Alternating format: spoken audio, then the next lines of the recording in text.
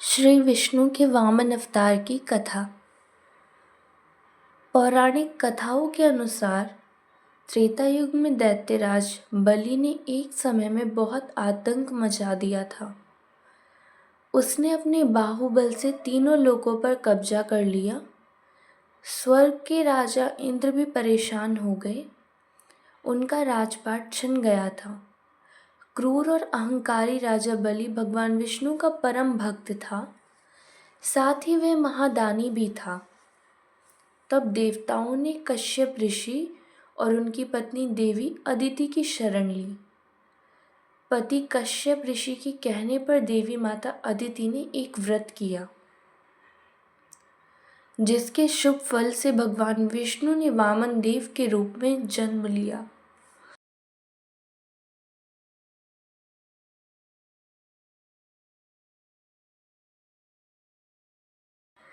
वामन देव बेहद छोटे थे, तभी उन्होंने दैत्यराज बलि को पराजित करके उसका अहंकार तोड़ दिया।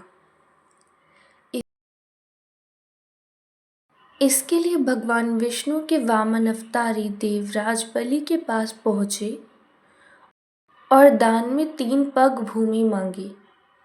राजा बलि का तो संपूर्ण पृथ्वी पर अधिकार था, लिहाजा उसे एक बालक की यह मांग बेहद छोटी लगी।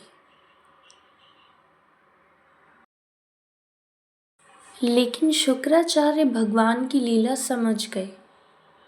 उन्होंने बलि को ये दान देने से मना किया और समझाया कि ये स्वयं भगवान विष्णु हैं और ऐसा दान मांग कर ये तुम्हारा पूरा राजपाट छीन लेंगे।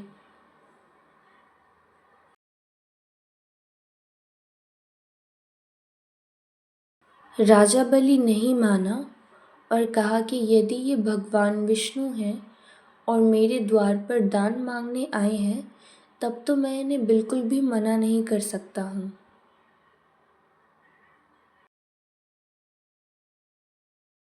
इसके बाद बलि ने हाथ में जल लेकर वामन देव को 3 पग भूमि दान देने का संकल्प ले लिया।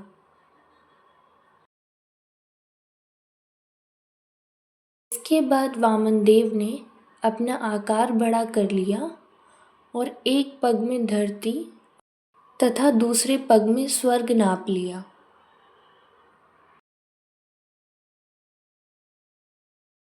इसके बाद उन्होंने राजा बलि से कहा कि अब मैं तीसरा पग कहाँ रखूं? यह सुनकर राजा बलि का घमंड टूट गया और उसने कहा कि तीसरा पग आप मेरे सिर पर रख सकते हैं। राजा बलि की दानवीरता से वामन देव प्रसन्न हुए और उसे पाताल लोक का राजा बना दिया। साथ ही वरदान दिया कि वे हर साल 4 महीने के लिए विश्राम करने पाताल लोक में आएंगे। तब से हर साल चतुर्मास के 4 महीने भगवान विष्णु पाताल लोक में विश्राम करने जाते हैं।